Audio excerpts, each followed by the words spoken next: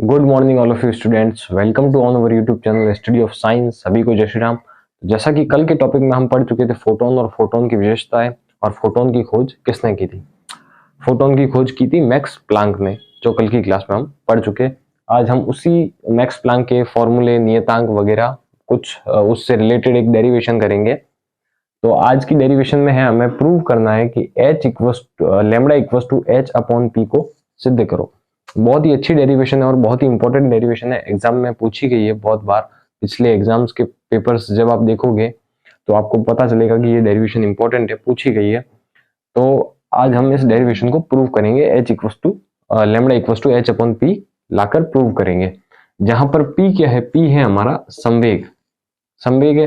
h क्या है, Planck नियतांक, मैक्स प्लांक का एक नियतांक है जो है h। और लेमडा क्या है, लेमडा है हमारा तरंग दैर्ध्य। ओके, डेरिवेशन को स्टार्ट करते हैं। तो हम सबसे पहले फोटोन की ऊर्जा,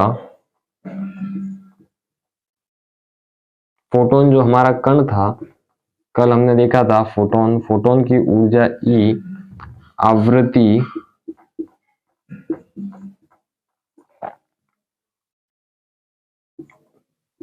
के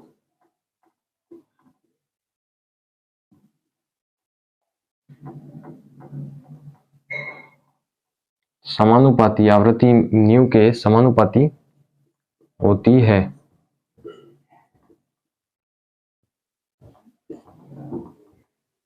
ये हम सब जानते हैं कि फोटोन की जो ऊर्जा है E वो आवृत्ति के समानुपाती होगी। क्यों? क्योंकि धात्विक पृष्ठ पर जितनी अधिक आवृत्ति का प्रकाश आपतित करेंगे उतनी ही अधिक ऊर्जा के क्या निकलेंगे, फोटोन, इलेक्ट्रॉन, फोटो इलेक्ट्रॉन या फोटोन निकलेंगे। कहां से निकलेंगे? धात्विक पृष्ठ से। जितना अधिक आवृत्ति का प्रकाश होगा उतने अधिक ऊर्जा वाले फोटो इलेक्ट्रॉन निकलेंगे, और जितना कम आवृत्ति का प्रकाश होगा उतने ही कम आवृत्ति के, कम ऊर्जा के फोटो इलेक्ट्रॉन निकलेंगे। तो ये दोनों आपस में क्या होते हैं, समानुपाती।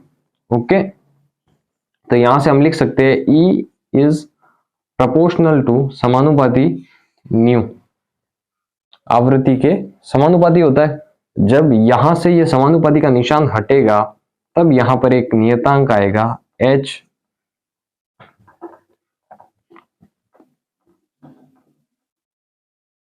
और यही h क्या है, हमारा प्लांक नियतांक।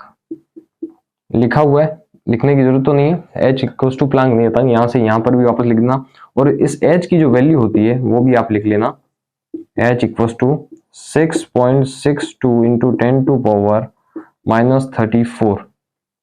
h की जो वैल्यू होती है 6.62 इंटू -34 जूल इंटू सेकेंड, इसका मात्रक होता है।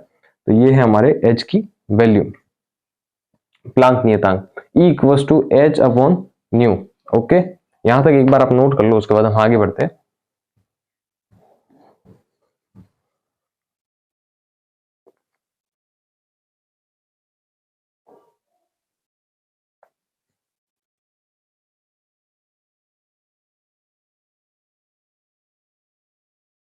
क्वेश्चन वगैरह सब नोट कर लेना, क्योंकि क्वेश्चन अभी मैं मिटा दूंगा।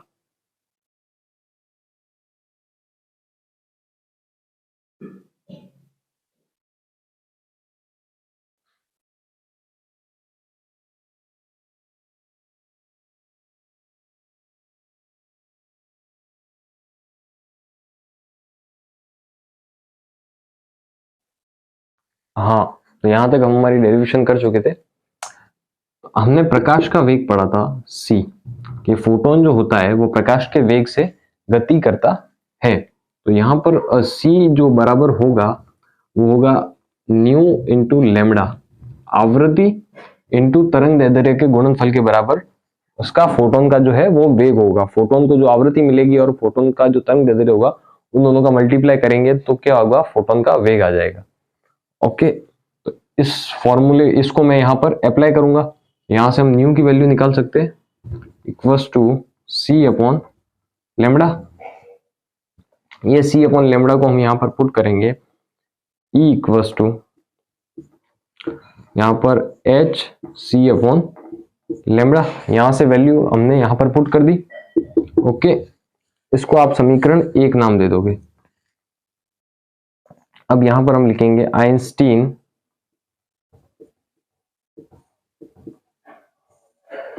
के द्रव्यमान ऊर्जा समीकरण से, आइंस्टीन का द्रव्यमान ऊर्जा समीकरण, यानी ऊर्जा जो होगी E equals to m into c square, ऊर्जा जो होगी वो उस कण के द्रव्यमान और उस कण के वेग के वर्ग के गुणनफल के बराबर होगी। तो इसको हम समीकरण 2 नाम दे देंगे, ये हमारी आइंस्टाइन की द्रव्यमान ऊर्जा समीकरण। ओके, तो अब समीकरण 1 व 2 से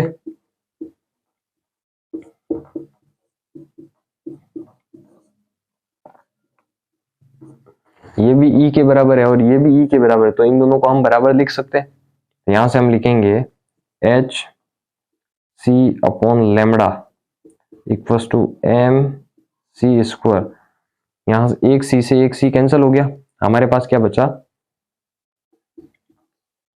हमारे पास बचा H upon lambda equals to MC। तो यहां तक आप नोट कर लो, उसके बाद हम आगे बढ़ते हैं। H upon lambda equals to MC, ये हमारा अभी फाइनल आंसर नहीं है, फाइनल आंसर तो हमको वही लाना है, lambda equals to H upon P। यहां तक आप नोट कर लो। बहुत ही इंपॉर्टेंट डेरिवेशन है और बहुत ही इजी डेरिवेशन है, एक एक स्टेप आपको इजीली समझ में आ रहा होगा। जैसे कि E अपॉन म्यू था, तो यहाँ से जैसे ही समानुपाती का निशान हटा H आ गया, फिर यहाँ से जो वेग होता है उसका फोटोन का वो होता है आवृत्ति इंटू उसके तरंग दैर्ध्य के गुणनफल के बराबर। तो यहाँ से हमने इसकी आवृत्ति की वैल्यू निकाली C अपॉन लैम्बडा, आवृत्ति की वैल्यू को हमने इसमें पुट कर दिया, तो यहाँ से हमारे पास समीकरण 1 आ गई हमारी।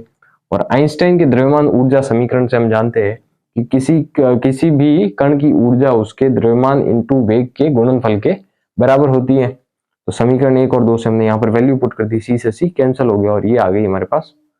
फाइनल वैल्यू तो नहीं है, सेकंड फाइनल कह सकते हैं। इसके बाद हम एक स्टेप और चलेंगे और हमारा फाइनल आंसर आ जाएगा।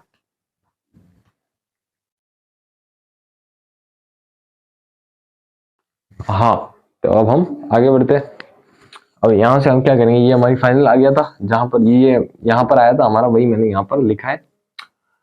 ओके, तो यहाँ से हम क्या करेंगे, हमें लैम्बडा के इक्वल्स बराबर में लाना है, तो लैम्बडा को हम यहाँ पे ले लेंगे और यहाँ पर ले लेंगे H अपॉन MC। लैम्बडा को हमने ले लिया साइड में, MC।